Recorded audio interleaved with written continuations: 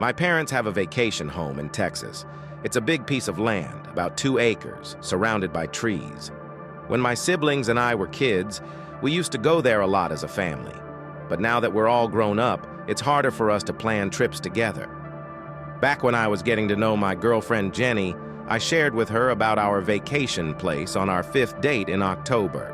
The place looks really beautiful during that time with leaves changing colors. I playfully suggested we spend a weekend there, and she quickly agreed, saying, "Let's do it." 2 days later, we were getting our stuff ready for a road trip to Texas. I picked up Jenny from her house, and we hit the road. The drive took about 5 hours. During the journey, we chatted about all sorts of things, like TV shows, family, and childhood memories. We also listened to comedians and podcasts to keep ourselves entertained. When we finally arrived at the home, we drove through a charming little village first because I wanted to show Jenny how nice it was. 10 minutes later, we reached the house. There's a small wooden fence at the driveway that we always close when the place is empty. It doesn't have a lock or anything, it's just a little something to keep people from coming onto the property when we're not there. I got out of the car to open it, and then we drove onto the property. My dad has people who come to take care of the land every few weeks in the summer and fall, so the place always looks nice. Jenny thought it was great when we visited. We got there just in time for lunch, so we unpacked our things. I showed her around, and then I turned on the hot tub so the water would be warm for later. After that, we went to town to eat at one of my favorite places. When we finished, we did some sightseeing and went to a museum. When it started getting dark, we went back to the house.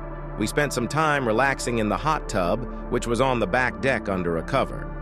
Even though it was cold outside, it felt good in the hot tub. We heard a noise like footsteps, and it seemed like something was stepping on leaves nearby. We thought it might be a bear, so we quickly got out of the hot tub and ran into the house. I turned off all the lights inside and outside, thinking the lights might attract a bear or some other wild animal. I looked out of a window, thinking I would see a bear, but instead I saw the shadow of a person walking beside the house. I hurried to the back door, locked it, and closed the blinds on the back door window. I told Jenny to be quiet. The footsteps went around the house until they reached the front door. Then they stopped. After a short silence, there was a knock at the door and someone shouted, "It's the police!" We didn't understand.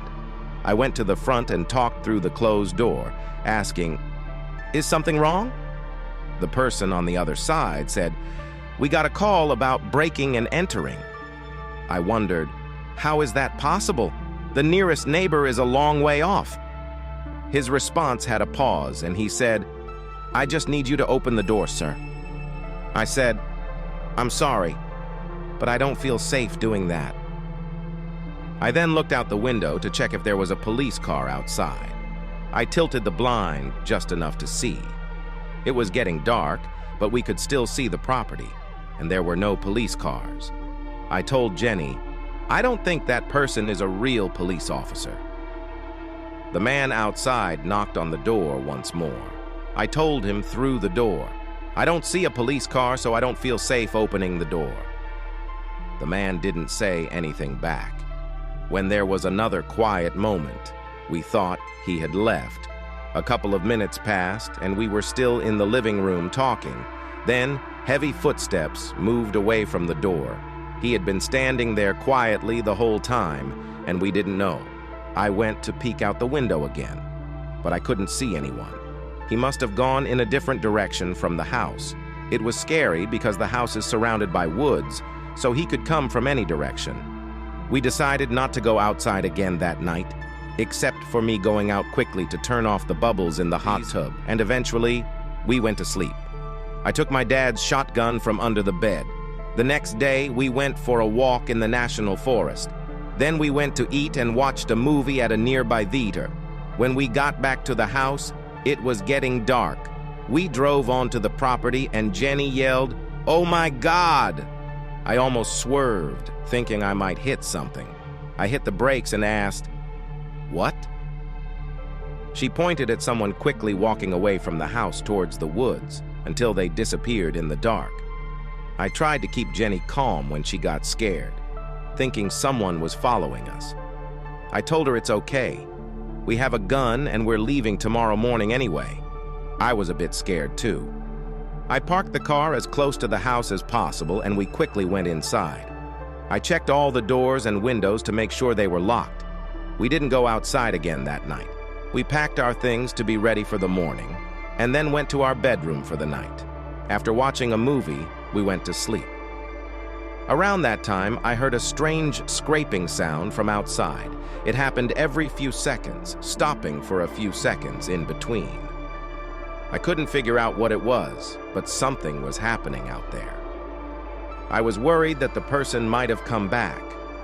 I waited until the noises stopped completely before quietly getting out of bed so as not to wake up Jenny. I walked to the window, opened the blinds just a bit, and found myself face to face with a man on the other side of the window trying to look inside. He definitely saw me. I fell backward and screamed. Jenny woke up. I didn't say anything, though. I grabbed the shotgun from under the bed and made sure it was ready before running out the back door. I shot it into the air while screaming loudly, trying to scare off the man and anyone else who might have been there. I think I fired 3 shots into the air before going back inside. After that, I told Jenny what happened. In a strange way, I felt a good burst of energy after going outside and doing that. Maybe that's why I felt so sure the person outside wouldn't return. The burst of energy went away, and when we were back in bed, I got scared again, thinking I might hear something outside. We got through the night, and the next morning, I called the police just to tell them what happened.